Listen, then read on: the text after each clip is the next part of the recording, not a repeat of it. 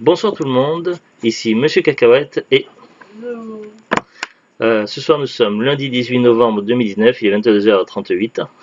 J'aime bien quand je prends mon ancien accent comme ça. D'autres fois, mon accent qui revient des fois quand je prononce certains mots, tout ça, certaines phrases, c'est marrant. Enfin, ça fait rire que moi, je pense. Bref, donc dans ce nouvel épisode de Parlons DVD, donc ce soir, donc on a vu le deuxième film du week-end la semaine dernière. On essaie de regarder au moins deux films, deux DVD, deux films par week-end avec Zoulut, mais on n'a pas toujours le temps, alors des fois on décale de quelques jours. Là, c'était un choix de Zoulut. La dernière fois, c'était quoi qu'on avait vu? En fait, c'était moi qui avais choisi, je crois. Je sais plus, j'ai un trou de mémoire. C'est pas intéressant. Si, c'était intéressant. Ah oui, c'était avec les couples un peu bizarres là, qui allaient au bout de leur fantasme, même si ça partait un peu en vrille. Ah, je sais plus comment s'appelait le titre du film. J'ai un trou de mémoire. C'était pas intéressant. Oh si, t'avais bien aimé. Euh, Une émission, oui, c'est pas. C'était pas un grand film, mais c'était sympathique quand même. Bon, bref, donc C'est un petit peu ça, c'était un choix de The Gut, le film ce soir. Donc c'est un film que tu connaissais déjà, tu l'avais vu une ou plusieurs fois, non? oui, ça m'est arrivé. Donc moi je connaissais pas du tout, donc c'était la découverte. C'est un DVD qu'on avait acheté à Cash, donc il y a quelques temps, je sais plus, peut-être l'année dernière. Il s'agit d'une famille très moderne avec Jennifer Aniston, Jason Bateman. Il y a aussi l'acteur très connu Jeff Goldblum. Donc ils l'ont pas marqué devant parce il a un rôle un peu moins important que les deux personnages principaux. Mais bon voilà, il a quand même un petit rôle bien sympa et voilà, c'est un acteur que j'adore, donc c'est pour ça que je le mentionne. Voilà, que j'avais découvert à l'époque avec Jurassic Park, ben, hein, et après il était un des personnages principaux dans le 3. Et je crois qu'il est revenu un clin d'œil dans le 5. Je l'ai pas encore vu le 5, Jurassic Park 5. Non, le 6. Le 5 c'est Jurassic World, donc c'est dans le 6 qu'on n'a pas encore vu avec Zombie. Bref, pour revenir sur une famille très moderne.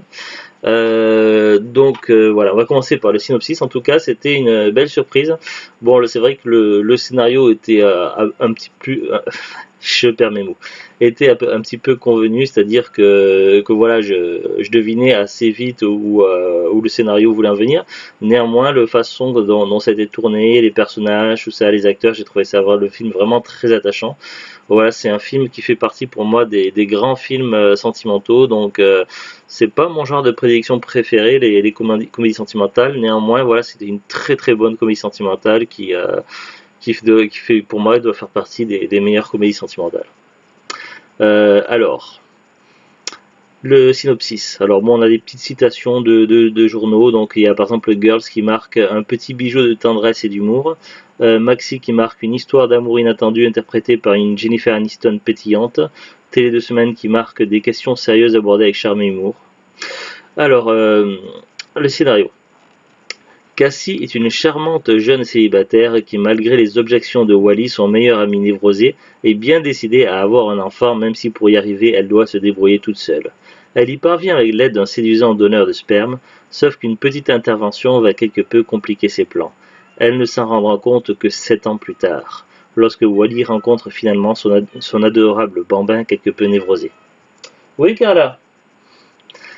Retrouver Jennifer Aniston, Friends, La Rupture, Marley et moi, dans sa nouvelle comédie romantique détonnante. Un film riche en surprises et porté par une pléiade d'acteurs au top de leur forme, Jason Bateman, euh, Patrick Wilson, Jeff Goldblum et Juliette Lewis. Carla, on est là, hein. Ça, c'est parce qu'elle veut qu'on joue avec elle. Souvent, elle choisit le soir, au moment où s'apprête à faire les parlons de DVD, pour dire qu'elle a envie de jouer. Ta balle, tu sais où tu l'as rangée ta balle, Carla?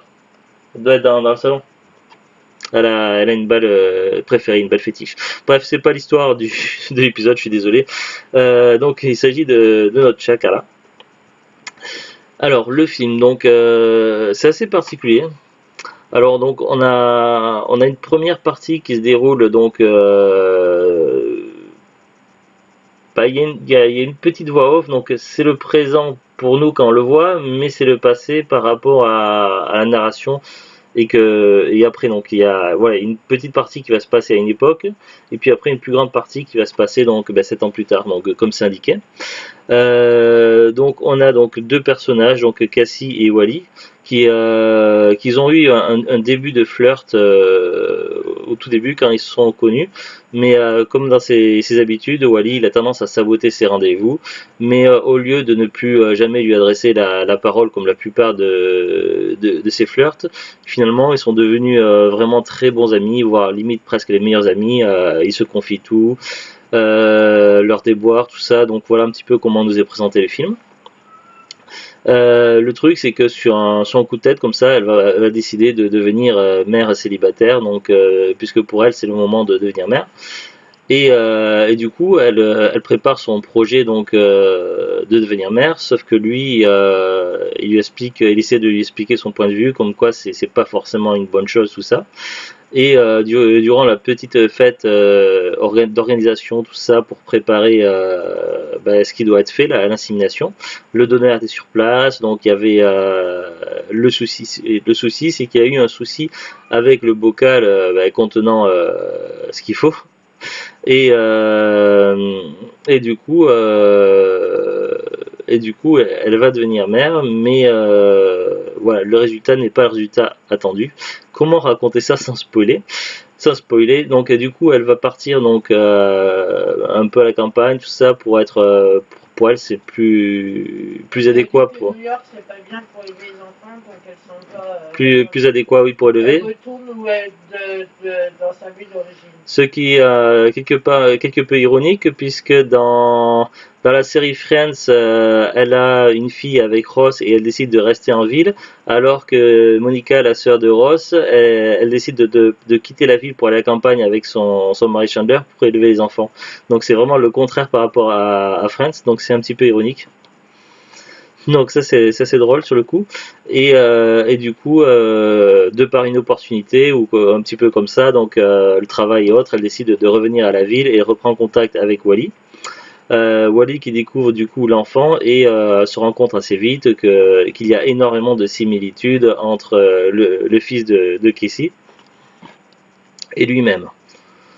Et du coup, également, donc l'enfant, il va s'attacher beaucoup à Wally, contrairement à celui qui est censé être son vrai père. Et du coup, donc, ça va créer des situations un petit peu particulières. Et du coup, ça reste une soirée un petit peu spéciale, tout ça. Donc, comment résumer sans spoiler, c'est assez compliqué. Du coup, Wally va avoir des révélations parce qu'il ne se souvenait pas forcément de tous les détails de cette fête. Et donc, du coup, il avait, de par ses manies, sa façon de vivre, tout ça, ses névroses, comme ils disent dans le film, il se crée des blocages. Mais du coup, cette situation-là va lui ouvrir un nouvel aspect, une nouvelle perspective. Et du coup, il va énormément s'attacher au gamin et il va découvrir qu'il a de réels sentiments donc pour Casey. Le problème, c'est que Casey ignore tout de ça et du coup, ça va être un souci. Donc c'est vraiment ce qui va être la base de la deuxième partie du film. Et puis bon, j'ai parlé de Jet Goldblum tout simplement parce que c'est le patron et le meilleur ami de Wally.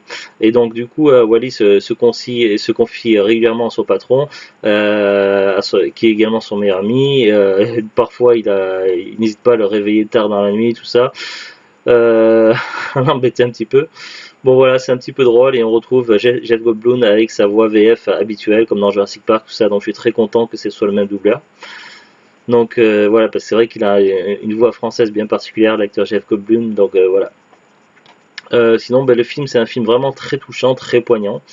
On est vraiment sous la comédie sentimentale, mais c'est pas non plus trop gnangnan, tout ça, avec un petit peu d'humour, tout ça. Et du coup, la façon dont le personnage explique les névroses, tout ça, donc à l'enfant, du coup, j'ai l'impression que j'ai découvert que j'étais névrosé. Non, moi je pense qu'on l'est tous plus ou moins un petit peu quand même. Ouais, mais toi, c'est vrai qu'il y a beaucoup de choses qui ressemblent. Ouais. Bref, donc tout ça pour dire que bah, finalement c'est un film assez sympathique. Donc si vous aimez les comédies sentimentales, mais pas non plus trop sentimentales, mais riche en émotions, tout ça, c'est un film qui est vraiment sympathique à voir, qu'on peut voir, je pense, sans problème, que l'on soit tout seul ou en couple, tout ça, il n'y a pas de problème pour voir le film. Voilà, donc c'est vraiment une très très bonne surprise. Donc je ne connaissais pas du tout.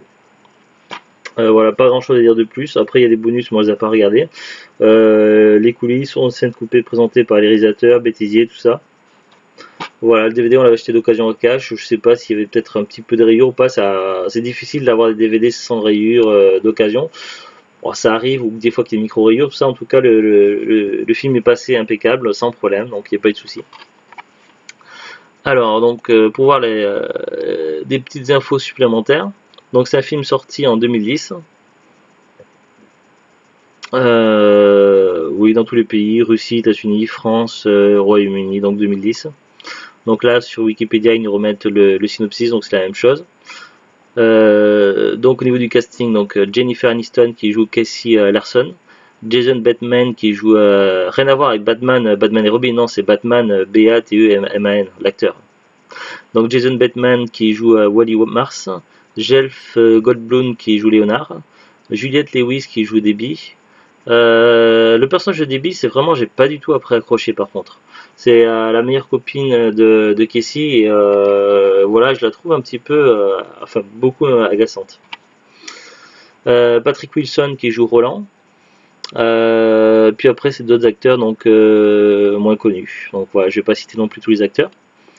Voilà, tournage, accueil critique, donc une famille très moderne a rencontré dans l'ensemble des critiques mitigées dans les pays anglophones, où il obtient sur le site Rotten Tomatoes 51% d'avis favorables, dans la catégorie All Critique, sur la base de 145 commentaires, et une note moyenne de 5,4 sur 10, et 47% d'avis favorables dans la catégorie Top Critique, sur la base de 30 commentaires, et une note moyenne de 5,6 sur 10. Le consensus du site est une famille très moderne, dispose d'un prémisse intéressant, de casting charmant, mais malheureusement, il a aussi un scénario banal qui se plie trop près à user la formule de la comédie romantique. Oui, bon, le scénario, évidemment, c'est pas un scénario, c'est pas, voilà, je bug. Le scénario n'est évidemment pas très recherché, mais bon, voilà, c'est pas le scénario en lui-même qui fait le charme du film, c'est vraiment tout ce qui dégage autour, les émotions, les personnages, tout ça. Sur la base de 30 commentaires sur Metacritic, donc 52 sur 100, 52 sur 100. En revanche, le film a été mal accueilli par la critique en France, où le site Allociné, ayant recensé sur 7 titres de presse, lui attribue une note de moyenne de 1,9 sur 5. Oui, bon, ça, en même temps, franchement, la presse et les professionnels, que ce soit dans le milieu du jeu vidéo ou des films en général, c'est pas très subjectif. Souvent, des films qui sont vraiment acclamés et adorés du public, la presse qui les descend, tout ça. Voilà, donc mieux vaut se faire son propre avis que l'avis de la presse qui a tendance à descendre les films sous qu'on s'appelle des critères un petit peu mystérieux. Donc voilà. Sinon, box-office mondial, donc il a rapporté quand même 49 830 607 dollars sur 26 semaines, c'est pas mal. Bon, je vais pas tout lire non plus, donc voilà, je pense quand même que c'est un succès relatif. Le film n'a connu qu'une seule nomination à un prix cinématographique, celui du Razzie Award de la pire actrice pour Jennifer Aniston. Oui, c'est vrai que Jennifer Aniston, je l'ai. Bon, ça allait dans le film, elle a joué son rôle, mais franchement, c'était pas l'acteur le plus brillant. Moi, franchement, dans le casting, l'acteur qui m'a le plus impressionné, parce que je l'avais déjà vu dans d'autres films et sur d'autres critères, sur d'autres registres, par exemple, c'est Jason Bateman, je l'avais vu pas mal sur des films style Comment tuer son boss, tout ça, où il joue un rôle un petit peu plus dans l'humour, un peu plus bébête, tout ça, et donc le trouver dans un rôle sérieux comme ça, franchement, je l'ai trouvé incroyable. Donc, ouais. Donc Jason Bateman, franchement, c'est une grande surprise. Donc pour moi, c'est la révélation du film. Et évidemment, après tous les personnages autour qui sont très touchants, notamment donc l'enfant. Je sais pas qui c'est qui joue le rôle, mais vraiment voilà, il y a rien à redire. Le Batman, c'est celui qui a joué Ouais. dans la petite maison après. Il jouait quel personnage, tu disais? James Cooper. James Cooper. Voilà. C'est un des enfants que Charlie Ingalls adopte. D'accord, donc il s'est fait découvrir dans le milieu du cinéma et de la télévision par l'intermédiaire de La Petite Maison dans la Prairie, Jason Bateman, dans le rôle de James Cooper, c'est ça? Ouais. Voilà pour la petite anecdote. Donc le DVD, c'est un DVD que je pense qui est relativement courant. C'est le genre de DVD qui doit se trouver assez facilement à Noz. Pas tout le temps, mais de temps en temps on doit pouvoir le voir à Noz, dans les magasins cash, en brocante. Je pense que c'est un DVD qui doit être relativement courant à trouver. Même sur les sites de particuliers, style Le Bon Coin, Rakuten, eBay, tout ça, ça doit se trouver relativement facilement. Après, si vous cherchez sur les sites style Amazon, tout ça, donc Amazon l'a toujours en stock. Bon, après, c'est curieux parce qu'ils ont mis, donc pour l'édition DVD, ils ont mis la photo du Blu-ray, donc je sais pas pourquoi ils ont fait ça. Mais bon, voilà, là je suis sur Amazon, donc expédié vendu Amazon, 6,51 €. Le film est vraiment bien. C'est pas non plus un chef-d'œuvre, mais le film est bien, il est touchant, franchement. Après 6,51 €, étant donné que le film est relativement courant, c'est peut-être un peu cher quand même. En plus, voilà, si on paye pour moins d'un certain montant, je crois qu'il faut payer les frais de port aussi. Donc voilà, donc je serais vous, j'essaierai plutôt de jeter un coup d'œil de temps en temps dans les magasins cash, à Brocante, tout ça, ou à Noz. Il doit y avoir moyen de le trouver à l'occasion. En plus, en ce moment, à Noz, il y a pas mal d'arrivages ces derniers temps, donc dans à peu près peut-être pas tous les noces de France, mais dans une grande partie des noces de France, il y a eu de gros arrivages en DVD Blu-ray, notamment des coffrets, tout ça, dans un petit peu tous les styles, horreur et autres. Je pense que c'est certainement parce qu'on approche des fêtes de Noël, donc Noz a dû négocier des lots auprès de distributeurs, peut-être, je sais pas. Je sais pas, mais peut-être sur un coup de bol, vous pourrez trouver des films sympas, peut-être même ce film-là ou d'autres films sympathiques à Noz, donc voilà. Allez, sur ce, donc je vous dis une très très bonne soirée, puis on se retrouve dans un petit moment, donc d'ici allez, peut-être un quart d'heure, 20 minutes en live sur mon autre chaîne YouTube, sur la chaîne Kakaoi Gaming. Ce soir au programme, ce sera du Crash Team Racing Nitro Fueled, et puis après un petit peu de Dragon Quest 11. Allez, à très bientôt. Au revoir.